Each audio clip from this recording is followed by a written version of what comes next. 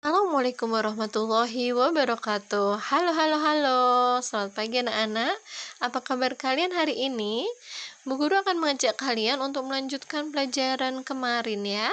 Nah, tapi sebelum kita mulai kegiatan kita hari ini, mari kita membaca Bismillah terlebih dahulu ya. Bismillahirrahmanirrahim. Nah, anak-anak, di sekitar kita ada banyak sekali benda-benda. Ada benda yang hidup, ada juga benda mati, dan ada juga benda tak hidup.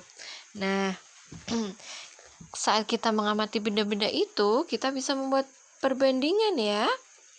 Lalu kita juga bisa mengenali mana yang hidup dan mana yang tak hidup dari ciri-cirinya, ya kan? Nah, apa kalian sudah siap untuk membaca bersama Bu Guru? Mari kita baca bersama-sama yuk teks yang ada di gambar. Kalian sudah siap? Mari kita baca ya. Benda hidup tumbuh besar, bertambah berat dan tinggi. Tinggi kita pun bertambah sejak bayi hingga sekarang. Begitupun hewan dan tumbuhan selalu bertambah tinggi. Benda-benda memiliki tinggi yang berbeda. Nah, jadi kalian sudah mengerti ya? Kalau benda hidup itu dia bisa bertambah besar ya, bertambah beratnya dan juga bertambah tingginya. Kalau benda mati tidak bisa ya. Misalnya tas sekolah kalian, dia tidak bisa bertambah tinggi ya kan? Nah, kemudian juga benda-benda yang ada di sekitar kita ternyata ukurannya tidak sama. Ada yang lebih tinggi, ada yang lebih pendek, ada yang lebih kecil, ada juga yang lebih besar ya kan? Nah, sekarang di dalam gambar ada gambar apa saja tuh? Ada gambar pensil, kemudian pohon, lalu ada kursi, dan kita juga punya tiang bendera. Nah, sekarang kita akan mengurutkan benda-benda itu sesuai aturan yang berbeda-beda ya. Coba kita lihat nomor 1. Di situ yang diminta urutan benda dari yang tinggi ke rendah. Berarti kita tuliskan saja angkanya ya. Di situ yang paling tinggi apa? Yang paling tinggi adalah tiang bendera. Nah, sedangkan tiang benderanya itu nomornya berapa di situ? Tiang bendera di situ nomornya 4. Jadi di titik-titik yang ini kita tulis saja angka 4 ya. Nah, sebentar.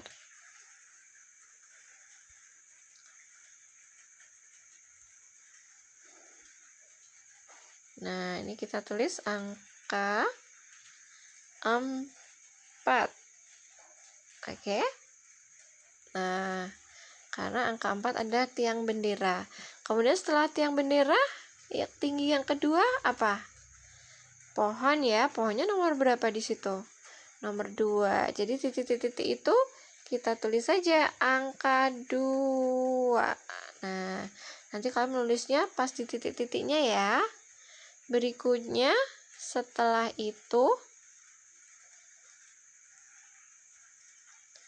yang mana lagi?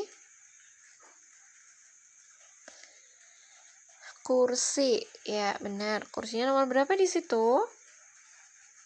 Kursinya nomor 3. Ya, jadi kita tulis di titik-titik yang ketiga angka 3. Kemudian nanti yang terakhir pensilnya angka 1. Jadi untuk soal yang di atas, urutan benda dari yang tinggi ke rendah adalah 4, kemudian 2, kemudian 3, dan terakhir 1. Seperti itu ya. Apa bisa dimengerti? Nah, sekarang kita baca yang berikutnya. Urutan benda dari yang rendah ke tinggi. Nah, kita cari nih, kalau tadi dari yang paling tinggi, sekarang yang diminta dari yang paling rendah. Yang mana yang paling rendahnya ya?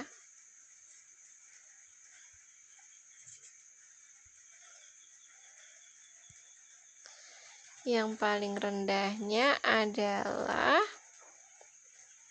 pensilnya ya. Jadi pensilnya kita tulis angka 1. Setelah pensil apa? Kursinya nomor 3. Udah tulis di sini aja ya. Kemudian apa tadi? Pohonnya nomor 2 ya di situ. Kemudian yang terakhir nomor 4. Pinter. Seperti itu ya. Nah, sekarang pertanyaan ketiga. Benda yang paling tinggi adalah apa tadi yang paling tinggi? Yang paling tinggi adalah tiang bendera. Kita tulis ya. Tiang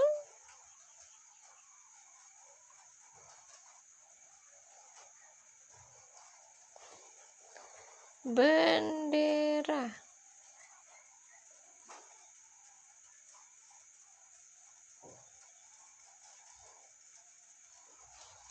Nah, seperti itu ya tulisannya ya. Nah, nanti yang kalian bisa menulis yang lebih rapi lagi ya. Kemudian soal terakhir. Benda yang paling rendah, apa tadi yang paling rendah? Maksudnya yang paling pendek ya. Apa? Pensil kan ya. Nah, jadi ya kita tulis aja. Pensil. Nah, ya. Pensil. Oke, seperti itu ya anak-anak ya. Sudah mengerti belum? Sudah kan? Oke, bagus. Nah, kalau sudah mengerti, sekarang kita lanjutkan halaman berikutnya ya.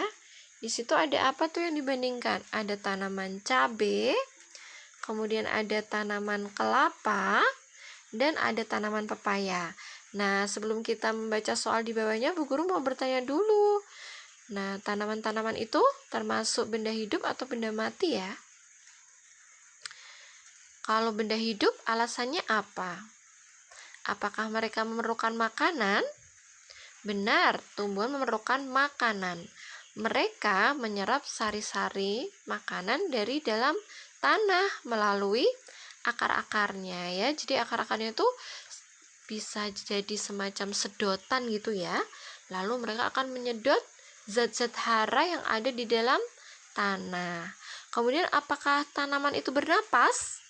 Ya, ternyata tanaman itu juga bernapas walaupun tidak melalui hidung ya. Mereka bernapasnya di lubang-lubang kecil yang ada di daunnya ya.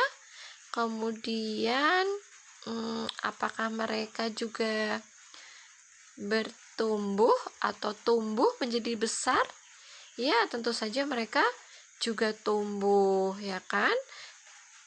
Dari biji, kemudian tumbuh tunas, kemudian muncul daun, sampai mereka itu menjadi tanaman atau pohon, benar kan?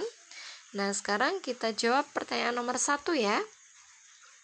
Tanaman yang paling tinggi adalah yang mana? Tanaman cabai, tanaman kelapa, atau tanaman pepaya? Ya, yang paling tinggi adalah tanaman kelapa. Pintar. Kemudian yang kedua, tanaman yang paling rendah adalah apa? Hayo. Pintar. Jawabannya tanaman cabai. Nomor 3, tanaman pepaya lebih tinggi daripada apa ya pepaya? Oh iya, lebih tinggi daripada tanaman cabai. Tapi lebih rendah daripada tanaman kelapa. Pintar sekali. Nah, sekarang amati benda-benda di kelasmu. Karena kalian belajarnya dari rumah, kalian bisa mengamati benda-benda di rumahmu saja ya. Nah, kemudian coba kalian cari di rumahmu atau di kamarmu ya. Benda yang paling tinggi di kelasmu adalah apa? Nanti kalian jawab, kalian cari ya. Yang lebih penting kalian amati. Jadi benda apa yang paling tinggi? Mungkin ada yang menjawab tiang bendera. Bu Guru, di rumah saya juga ada tiang bendera. Atau mungkin ada yang menjawab lemari. Boleh saja ya, silakan. Atau misalnya itu di rumahmu tuh ada pohon kelapanya misalnya. Jadi yang paling tinggi pohon kelapa, Bu Guru. Boleh aja ya. Nanti silakan kalian cari sendiri. Kemudian benda yang paling rendah di kelasmu adalah, nah, karena kalian tidak ada di kelas tapi belajar di rumah, coba cari benda yang paling rendah di kamarmu atau di rumahmu ya. Ada benda apa di situ? Silakan kalian cari. Nah, coba sekarang lihat anak ini ya, yang ada di gambar. Amati gambar di bawah ini. Dapatkah kamu berada di dalam air dalam waktu yang lama? Mengapa? Siapa di sini yang sudah bisa berenang? Nah, kalau kalian punya pengalaman berenang, kalian kan harus ini ya, muncul ke permukaan ya sesekali, tidak bisa terus-terusan di dalam air. Kenapa? Untuk menghirup udara atau untuk bernapas ya. Mengapa? Mengapa kamu tidak bisa berada terus-menerus di dalam air?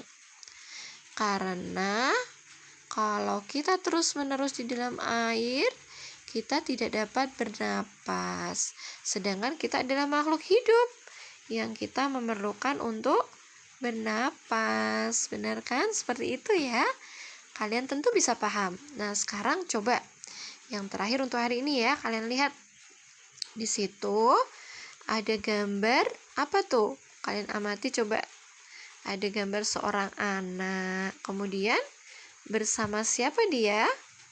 Bersama seekor kucing. Kucingnya dalam keadaan apa itu? Apakah kucingnya gembira? Ataukah kucingnya sedih? Atau kucingnya dalam kesulitan ya? Wah, itu ada di dalam apa itu ya? Mari kita baca yuk bersama-sama agar kita tahu ya. Nah, kita baca bersama-sama. Kucing terperangkap dalam karung. Udin membantu kucing keluar. Apa yang terjadi jika Udin tidak membantu kucing tersebut? Mengapa? Nah, jadi kucingnya terperangkap di dalam karung ya. Nah, kalau karungnya itu diikat atau karungnya itu besar ya, kemudian dia di tali itu tadi ya, kira-kira keadaan kucingnya bagaimana kalau tidak ditolong? Iya, bisa mati ya. Kenapa? Karena tidak bisa bernapas. Benar. Jadi apa yang dilakukan oleh Udin, kalian setuju tidak? Ya, setuju ya, karena Udin berbuat kebaikan kepada sesama makhluk ciptaan Allah. Kita harus saling menolong dan saling sayang kan ya, bahkan juga kepada binatang dan kepada ciptaan Allah yang lainnya ya. Nah, oke. Nah, sekarang kalian akan menyusun kata-kata nih, menyusun huruf menjadi kata-kata ya. Evaluasi tema 7 subtema 1. Latihan pertama. Susunlah huruf-huruf di bawah ini menjadi sebuah kata. Nomor 1 ada huruf R, ada A, ada G, E, dan K. Nah, mungkin kalian kesulitan ya kalau tidak diberikan petunjuk ya. Nah, jadi petunjuknya ini adalah salah satu ciri makhluk hidup ya.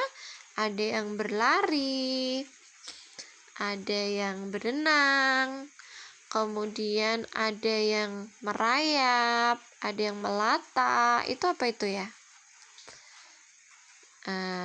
Jadi nomor 1, jawaban yang benar adalah gerak, ya. Nah, gerak itu kan ciri makhluk hidup, dia kan harus bisa bergerak, ya. Geraknya ada yang berjalan, ada yang terbang, kemudian juga ada yang merayap seperti cicak, ada yang melata, berjalannya dengan perutnya ya, seperti ular, ya kan? Nah, sekarang kata kedua. Di situ apa ya? Itu juga masih sama. Kata kuncinya itu adalah ciri dari makhluk hidup. Nah, huruf pertamanya M. Kira-kira apa ya? Siapa yang bisa menebak? Jawabannya adalah makan. Siapa yang sudah betul menjawabnya dengan Bu Guru? Ya, jadi makhluk hidup itu dia harus makan. Kalau tidak makan bisa meninggal ya. Nah, ini.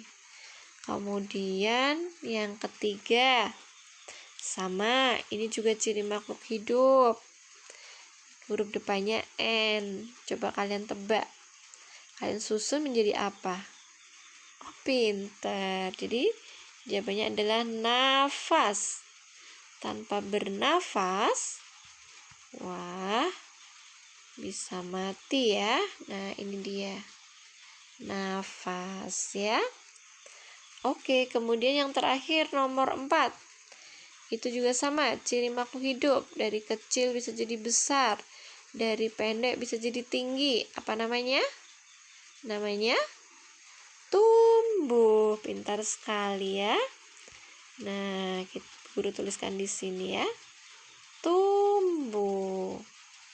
Nah, anak-anak yang hebat, maukah kalian juga berarti menulis nanti di rumah? Menulis ciri-ciri makhluk hidup. 1, gerak. 2, makan. 3, nafas. Dan 4, tumbuh. Setelah kalian selesai menulis kata-kata itu, coba kalian jelaskan apa maksudnya itu menjadi ciri-ciri makhluk hidup. Misalnya gerak. Nah, semua makhluk hidup bisa bergerak. Misalnya kucing bisa berlari, ular bisa melata, dan sebagainya ya.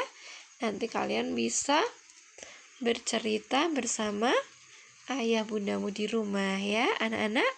Alhamdulillah, kita sudah menyelesaikan beberapa materi hari ini ya.